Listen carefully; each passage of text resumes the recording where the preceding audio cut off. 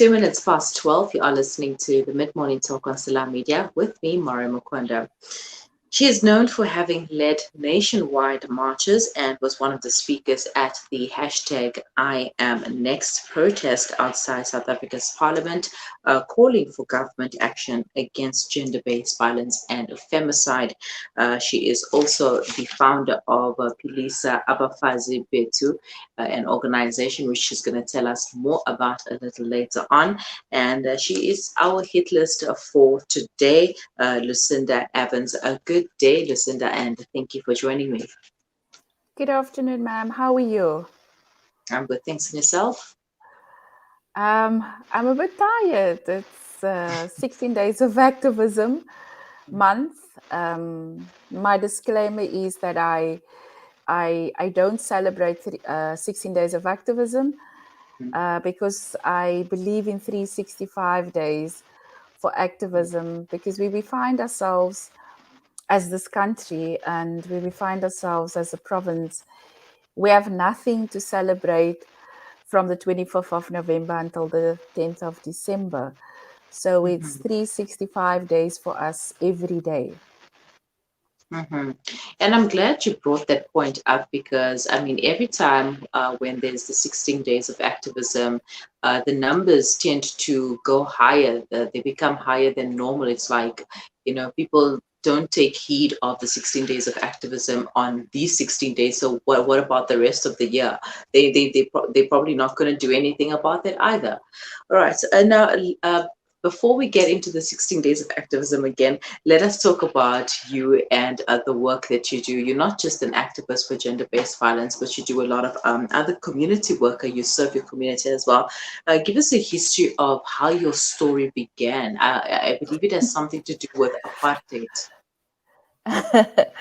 I'm one of the children that have been chucked out of District 6.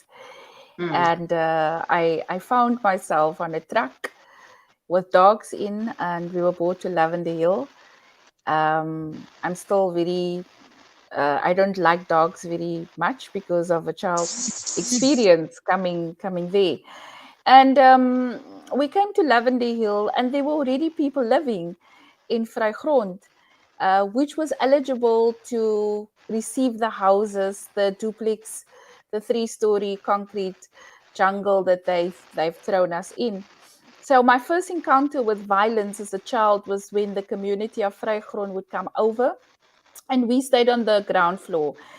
And the community would come and they would hit all the bottom windows in, which resulted in my grandfather starting the very first peacemakers, where the men that were working day shift would watch over families during the night, and the men that were working night shift would watch over the families in the afternoon, and we were escorted to school.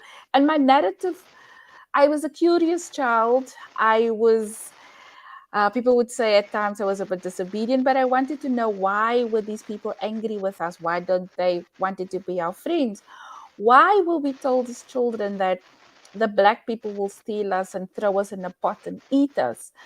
And that made me, as the curious child that I was, go into Vrygrond, meet my first friend.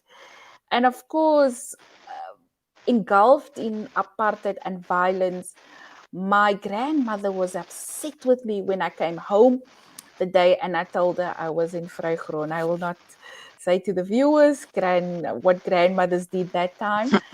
And I was deterred for a week, and then I went back there. And my love for people come from a narrative where we were not told to go to certain people because of people's skin color and because the stories and my calling. Because what I do, it is not something that I woke up one morning and I did it. I've been called to serve in a space which is bigger than what I am, which is much bigger than what I've ever thought that I would do. I started the organization in my dining room in my own family home. I was there for 8 years and 2 months and 4 days. And then last year, I built a family center from 26 shipping containers. And this week, ironically, we opened the center 25th of November. And I've been celebrating the whole week of myself as a Khoisan woman leader who have received outside support from the Queen Sylvia of Sweden, and she gave us money for the infrastructure. On Saturday past, we cooked for 3,000 people with 82 volunteers. And I live in gratitude to struggling during this COVID-19, being able to build a center and being of service and in service to the people that I've been commissioned to serve. So it's been a very hard journey for me, very, very hard, because I work in a space which patriarchy determines that we may not intervene when there's violence in families. But violence against women and children, the LGBTQ and vulnerable groups, is the pandemic. It is even bigger than COVID-19. And so when we speak about numbers and data and totals during 16 days of activism, it has always been there. It is there. We just, because of the government calendar, we just speak a little bit more about it. But it still becomes to not interfere when there are violence in the home, because it's none of your business. We must make it our business, because women and children still bear the brunt of some of the perpetrators being men. And we find that rape in this country, it is completely out of hand. Completely. It is underreported. The justice system doesn't even give us the just in the justice system, that when these terrible things happen to us as women, as children, as sometimes men, that, perpetrators are out free because of the DNA lockdown. So people like us, me and many others, there is no time to sit back and do nothing. We have to do something, and continuously to do something, to advocate for better laws and better services and overall protection.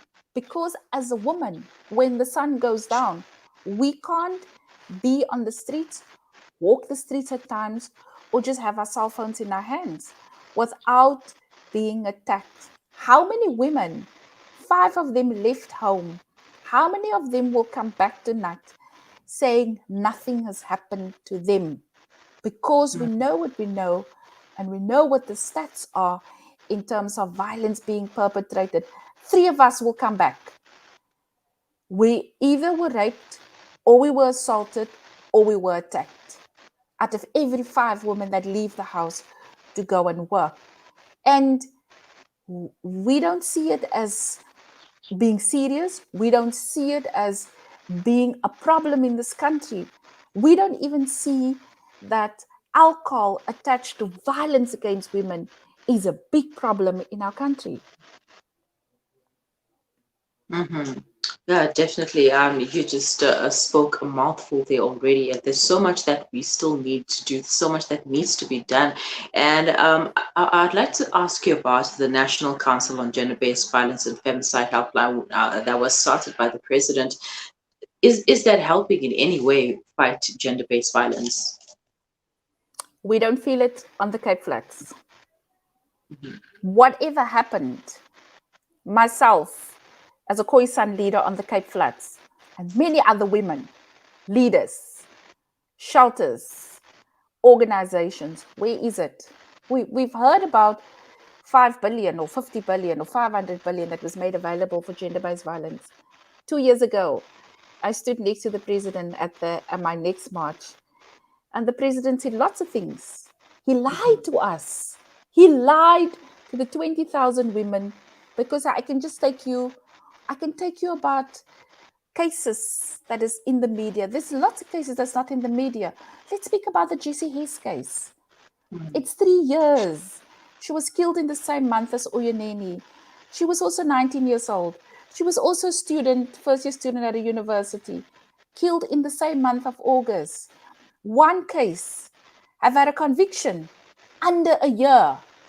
Next year, it's going to be 3 years for the Jessie Hess case that didn't even see the inside of a high court as yet. Let's take the Tasney van Wyk case. The country was up in arms. The president visited Tasney van Wyk's parents in Elsies River. This convicted rapist, paroled, lost in the parole system. He came out, he kidnapped our child. He was on the road for more than 7 days.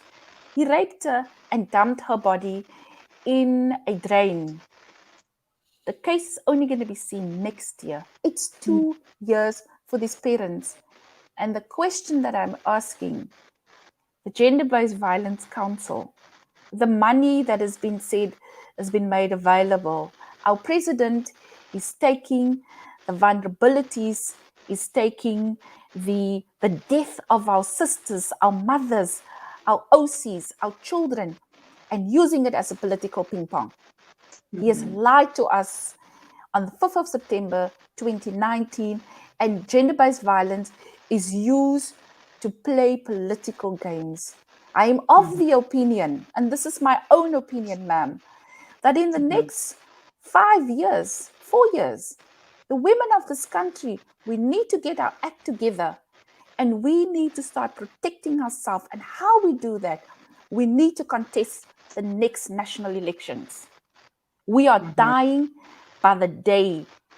Our girl children, our boy children, our LGBTQ plus daughters and sons and gender non-conformant, there's war on our bodies every day. And so what we need to do, and what I'm advocating, and again, this is exclusively my opinion, is that the next government should be a government of women. And one shouldn't have to leave their country, their place of birth, to reside in another country just to feel safer. We need to feel safer at home. We need to feel safer going to the shop, to the local shop, to buy a loaf of bread or to buy airtime. We need to feel safe when we are going to take a taxi or just running down the street trying to get a workout in. We need to feel safe all the time, anytime, not just when we decide to leave the country and move to another country. That's not the solution. Lucinda, please stay on the line. We're going to take a quick break, but we will continue thereafter.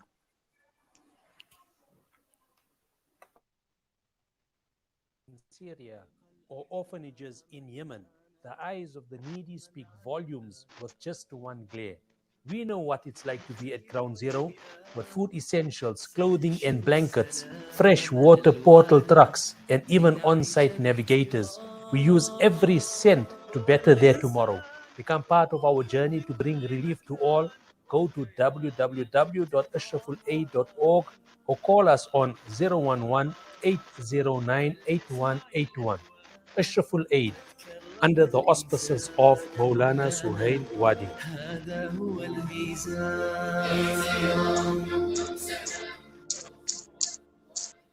Looking to get your kick? Kiki's have now reopened on 235 Matthews Maiwa Road in Durban. Head on over for the Taste with Kick. We offer something scrumptious for everyone in the family. Wraps, chicken tikka, burgers, tender grills, mocktails, milkshakes, and so much more. Corporate and events catering available. Visit our social media pages for more info or call 031 209 0119. Kiki's, the Taste with Kick.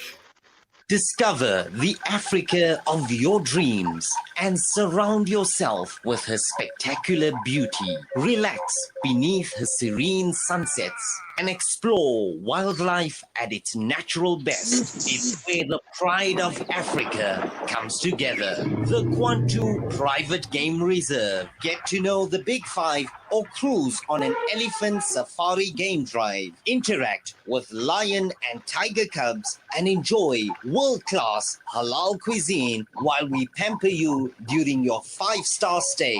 Indulge in the true African experience. For reservations, call now on 042 203 1400 or visit kwantu.co.za. The Kwantu Private Game Reserve, the place of gathering. What makes Randery Jewelers the optimum place for your memorable gift? Is it our range of exclusive, high-end, luxurious jewellery? Or is it our master craftsmanship of all your bespoke jewellery needs? We believe it's because at Randery Jewelers, we know just how to make your special moments last forever. Whether it's for a wedding, anniversary, or just a simple gift to show your love, trust Randery Jewelers to make it special. www.randeryjewelers.com. Make your moments last forever with Randery Jewelers, the family name you can trust. Little bare feet on the icy wet ground, a shiver at his lips, mud on his clothes.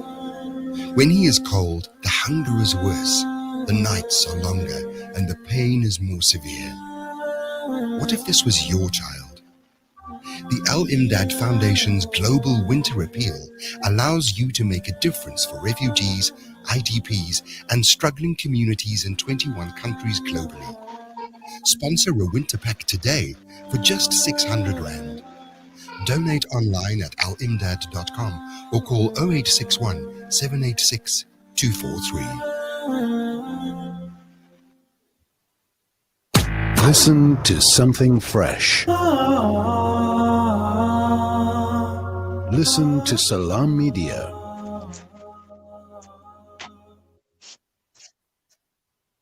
19 minutes past 12, you are listening to the Mid-Morning Talk on Salam Media with me, Mari Mukwanda. Our hit list for today is Lucinda Evans, a prominent GBV activist, and she's sharing her journey of how she, or rather why she joined the fight against gender-based violence. Lucinda, thank you for staying on the line. Tell us about your organization, Philisa Abafazo Betu, which you founded in 2008. And earlier on, you mentioned that you recently opened the doors to the shelter.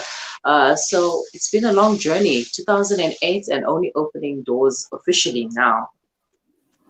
Well, no, the doors was always open. It just had a different shape. For 8 years, it was my dining room door at my family home, which was the organization. And I served over 8 years women with their children and older persons that would come to my family home. And that was the organization in the garage. And then I acquired 2 Wendy houses. And yeah, last year we started building the Women's Center. And I also challenge myself in terms of, gender-based violence, and we speak about men that are violent. But this year, I sat and I asked, what happens if there's violence being perpetrated against males? What do we do for males? Can I still call myself a gender activist if my narrative was very much women and children? So in one of the facilities that I have, I decided I earmark the emergency safe house for women and children. And I changed my mind because I wanted also to be more inclusive. And last Friday, we opened a 3-bed emergency facility for a heterosexual male, a male who identifies as heterosexual, who are a victim of gender-based violence, where this male, there's nowhere, he can go nowhere. And we know, as women, services are a struggle. It's even worse for men. We have a beautiful Domestic Violence Act in our country, which speaks about all genders. It's not specifically speaking about whether you are a woman or a man, identifies as an LGBTQ person or gender non-conformant. It speaks about all. And so we have a 3-bed facility, which we will operate as an emergency facility for a male that is in need of services who is a victim of gender-based violence. Unfortunately, we are not able to provide the services for destitute men, but men where there were active violence being perpetrated. It will be a 7-day service, and my social workers will assist the client, the victim, with a personal protection plan, an exit plan, and a safety plan within 7 days, so that we are able to assist equally the survivor who identifies as male, the same service that we would give a woman. If it's now getting a protection order against if the perpetrator is a woman, for an example, we will do that. If it is that the male was assaulted, a case wasn't taken, we will go with the survivor to the police station, and we will make sure that a case is open and the alleged perpetrator arrested. And in my other unit, I'm also opening or have opened a 3-bed facility for an LGBTQ a plus person that identifies with trans or gay.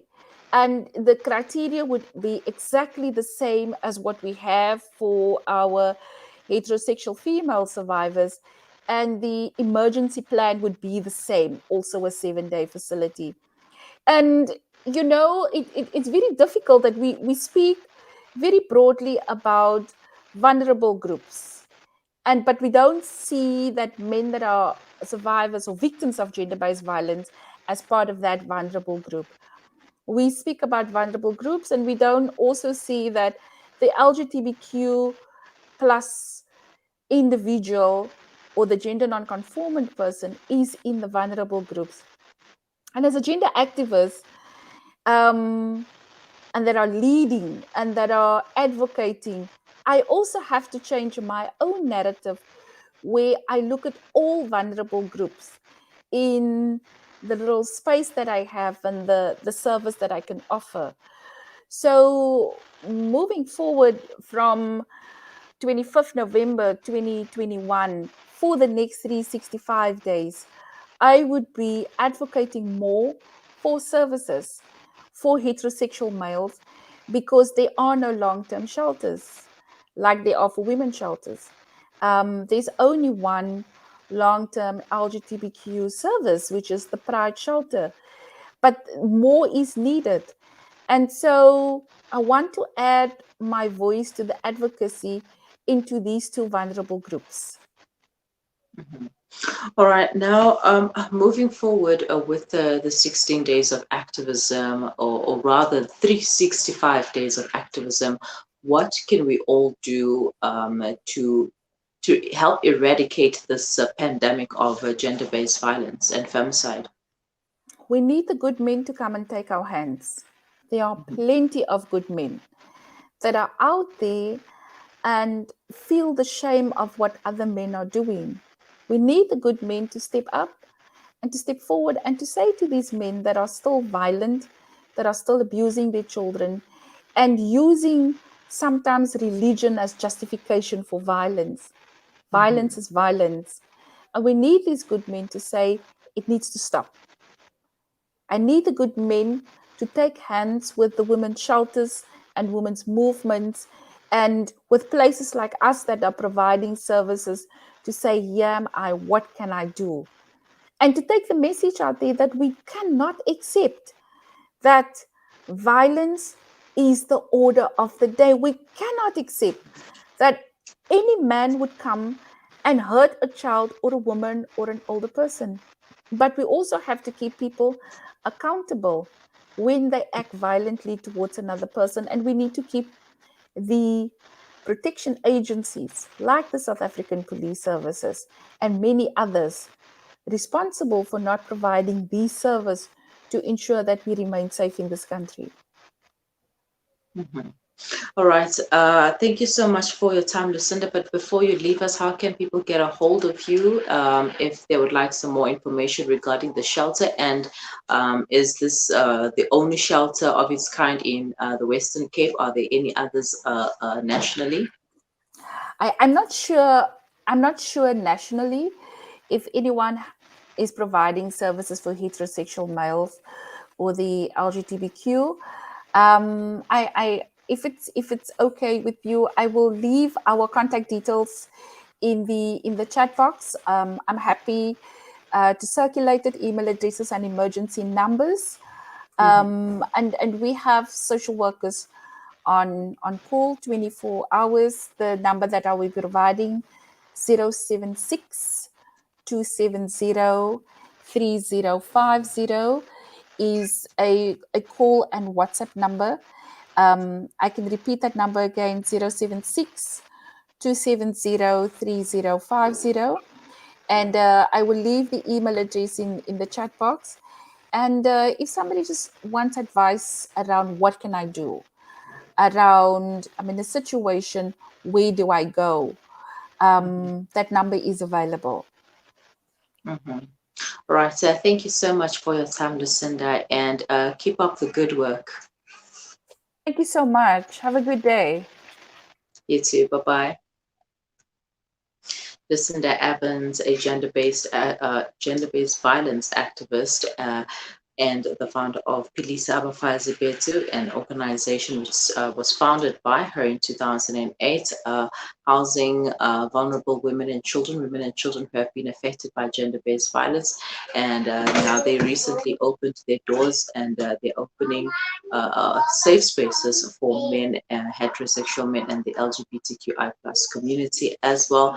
The email address is on the screen, lucinda@pilisaabafazi.org, if you'd like some more information. And also, if you want the help of a social worker, anytime, anywhere, you can send a message to 076 270 3050, and they will assist you however best they can.